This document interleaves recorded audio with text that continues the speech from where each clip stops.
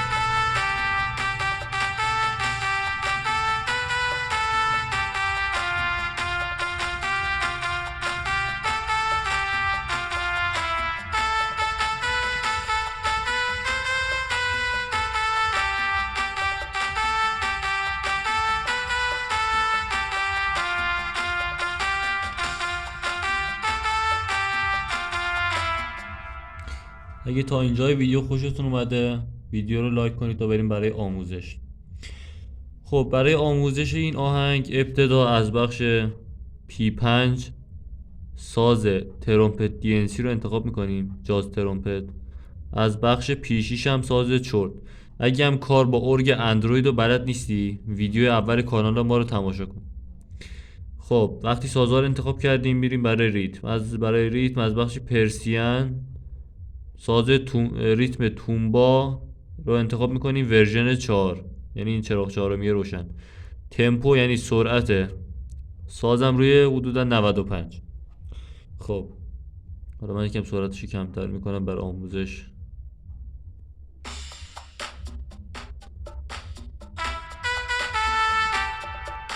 می سی سی لا سل، می سی سی لا سل. خب بخش اول می سی سی لا سل،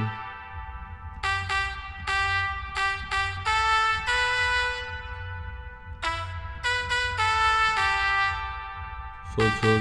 حالا به 5 6 تا سل تا این صدا رو بده.